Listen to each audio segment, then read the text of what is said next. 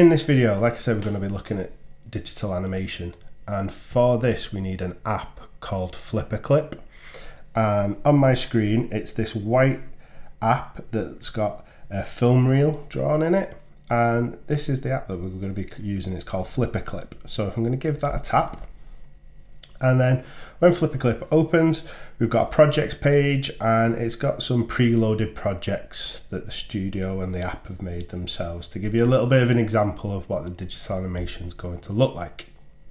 And what we're going to do today is we're going to take a picture of either ourselves or a willing family member or a pet or a toy or anything like that, some inanimate object or a person. I'm going to take a picture of it and we're going to animate on top of it and make it look really crazy and do some crazy things with it.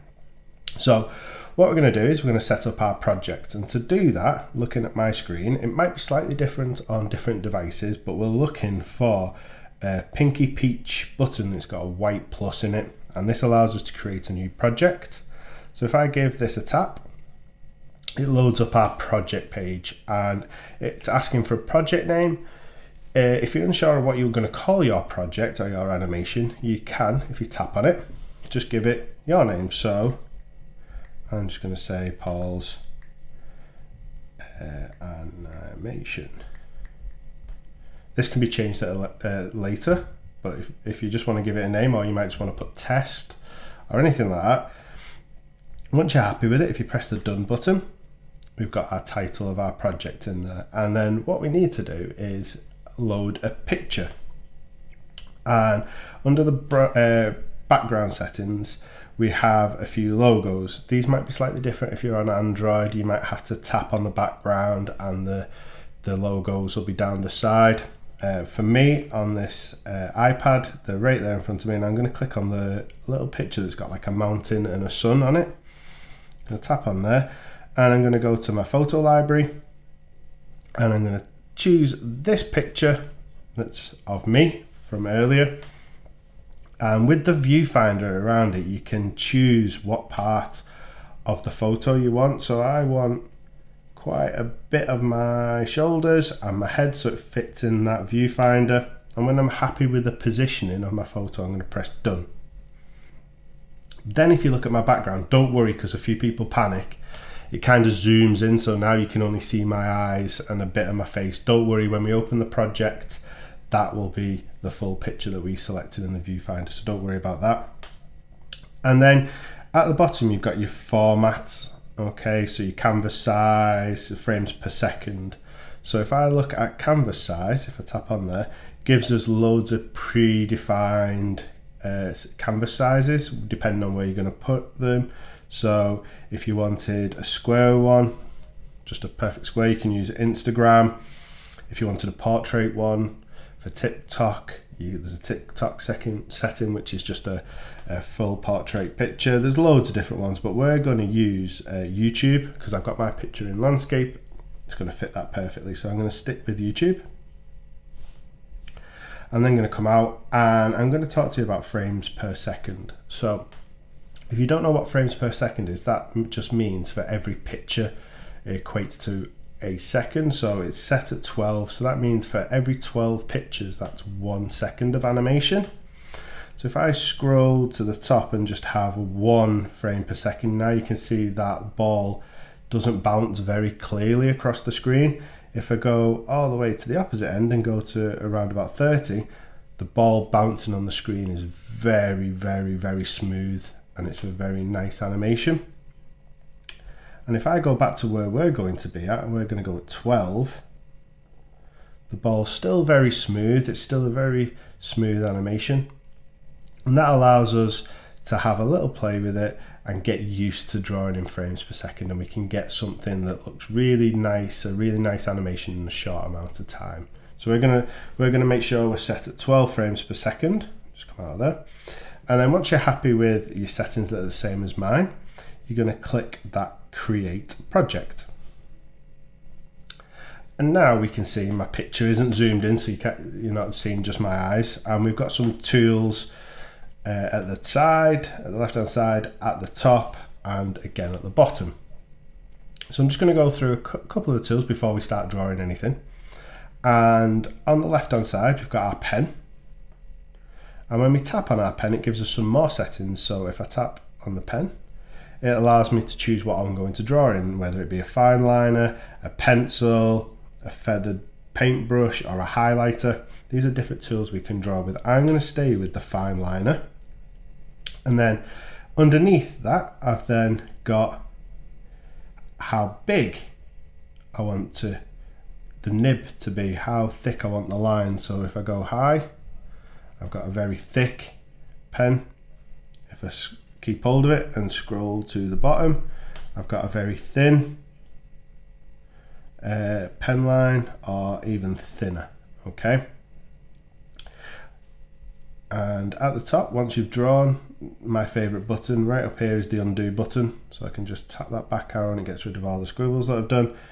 I'm going to stick with around 12 on my pen. So it's quite thin and it's not too thick, so I can be very precise with my drawing. So I'm going to have my pen size set to 12.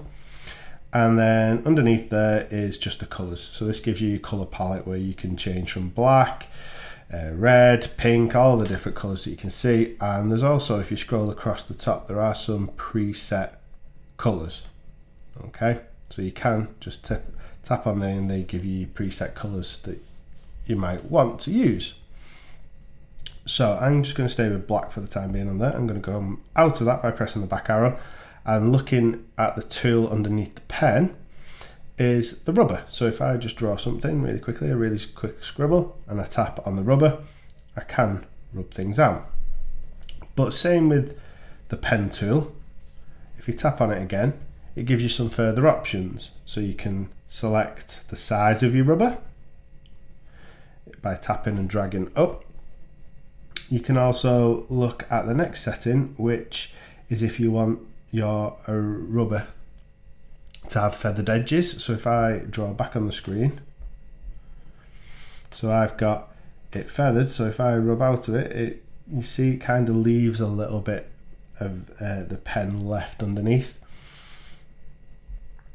So that depends if you want it feathered or not. That's the second one down. So if you scroll all the way down to the bottom, it's got no feathered edges. And if you tap and scroll all the way to the top, it leaves it feathered, and it also leaves some of it transparent as well, so you can still see some of it on there as well. So same with that, if you tap off it, it takes you back to where the pen and all the other options are. And my last tool that I'm going to look at now before I get started is called the lasso tool, which is here, it's the third one down. So this allows you to draw around something that you've drawn. So if I just draw a quick circle and then use the lasso tool, if I draw this dotted line around something that I've drawn, I can then move that around the screen, which is really helpful if you draw something and you need to move it around the screen, or you've drawn one eye, you've coloured your eye, and you want the exact same one for the opposite eye. You can draw around, you can copy and paste it, draw it, move it around, all these different types of tools. That lasso one is really good. So I'm just going to delete that off my screen. And that's pretty much all the tools that we need to get started with to draw. I'm just going to go over a couple more. At the top, which might be really helpful for you, is the ruler. And if we tap on the ruler, this allows us to draw straight lines. You can also move it around the screen to make it vertical or anything like that, or if you wanted to draw circles, if you tap on the side, you've got the circle tool. So if you wanted perfect eyes, you can tap on there and draw a perfect circle.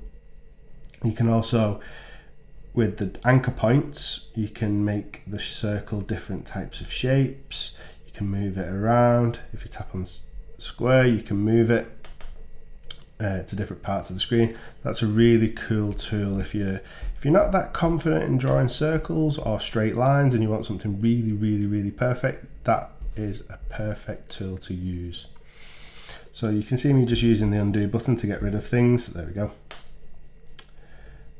I want a nice clean canvas to start with. So I've got a little bit of a drawing there, so I'm going to use the lasso tool, highlight it, and just delete it off. So I've got a really clean canvas now, I've got no squiggles on it, and I'm ready to start my animation.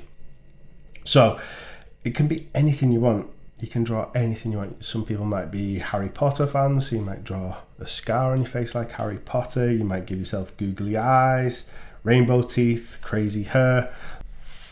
Okay, so once you've got your settings all set and your canvas is nice and clear, I'm going to start by drawing some squiggly hair. I'm going to give myself a new hairdo, so I'm going to go really wavy hair. Once I've drawn on my first frame, I'm going to look at this plus button at the bottom. I'm going to tap this plus button and I'm going to slightly change my hair so it's a little bit different than the first frame, and then tap the plus button again and then draw something slightly different.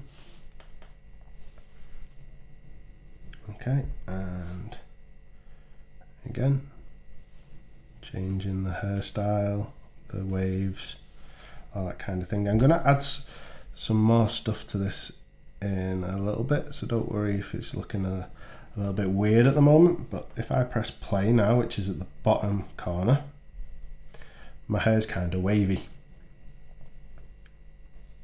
so it's kind of moving around different positions. So I'm going to do one more frame.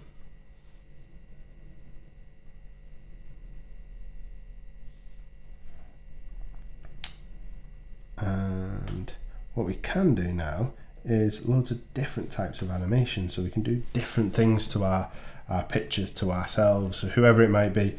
It might be that I start to colour in my teeth, give myself rainbow teeth that flash, change my eye colour, whatever it might be. So what I'm going to do now is I'm going to start adding some different bits to my animation. I'm going to ask you guys to start animating, and then we'll come back together in a moment and we'll have a look at what we've got. Okay, so if you guys get animating.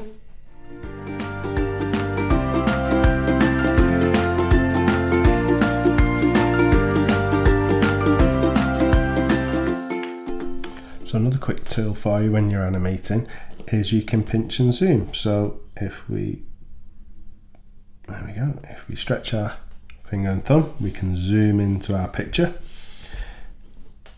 and we can get a little bit closer and more precise with our drawing.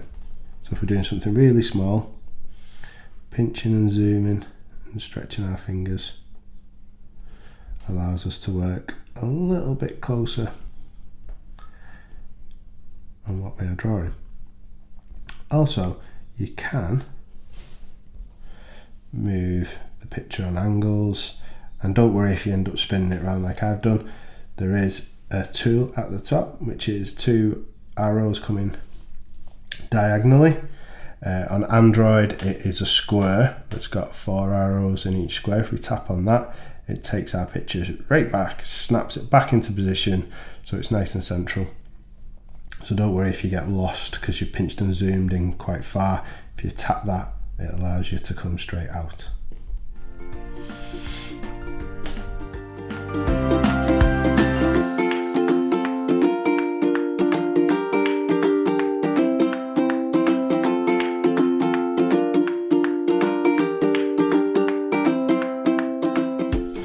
So another quick tip as well, guys, is the fill tool that we spoke about. So I'm using that to fill in my hair.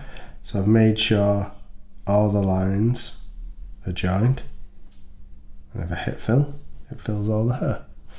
If there's a gap, so I'll just do this to the side so you can see if I draw a circle, but it's got a bit of a gap in it, and then use the fill tool, which is the paint pot.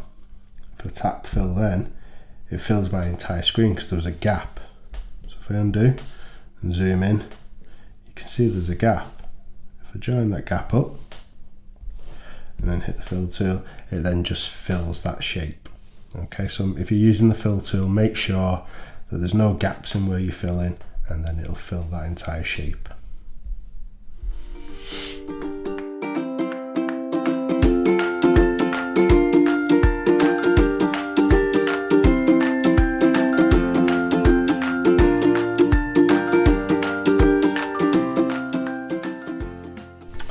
So once you're kind of happy with your animation, always keep checking it by clicking the play button, going through it, making sure you've not made any mistakes. So I've spotted, once I've watching it back, I must have leaned or leant on the screen, and I've put a black dot that's flashing and my animation, so it must be on one of my frames.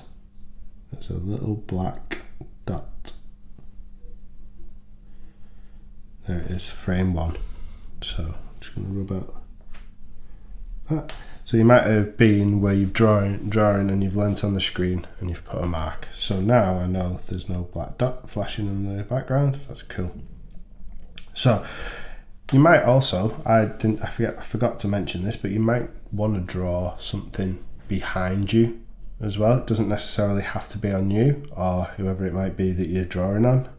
You might want to draw something on the background. You might want to change the background. You might want to change the colour of the t-shirt you're wearing or the top you're wearing. Loads of different things that you can draw on any part of this canvas. So once you're happy with your animation, the next thing is we can export this project, this animation out, and you can share it on social media. You can send it to whoever you want. Show people the work that you've been doing. So what we need to do at the top is 3 dots in a row. If we click on that, it says make movie. So if I tap make movie, I can rename my project. So I'm going to put Paul's silly face animation. That's going to be the title of my animation. So it gives you the opportunity to change the project name again. And then we've got all our canvas sizes again, and we've also got the flipper clip watermark. Okay, so what will happen is at the bottom corner of your movie you will have the flipper clip logo. Okay, if you pay for the app, you can get rid of it, but it's only a little watermark, so it doesn't matter if it goes onto your animation. You can barely see it, it just goes into the bottom corner. So once you're happy, you've renamed your project. If you needed to change it, what we're going to do is we're going to click make movie, and then it gives us the option to share it, whether we want to share it to YouTube, to Facebook, save it to our device in the photos. Tapping on more, it gives you loads of different options where you can save it, where you can send it to, who you can share it to. Okay, so I'll leave that up to you where you want to send it to and who you want to share it with, but that's how we share it and export the movie. Okay, that's everything to do with FlipperClip that you need to make your own animations and export them and share them with people. So I've been Paul from MakoCreate. I hope you enjoyed this video. Go and check out some of the other awesome videos. Thank you very much, guys.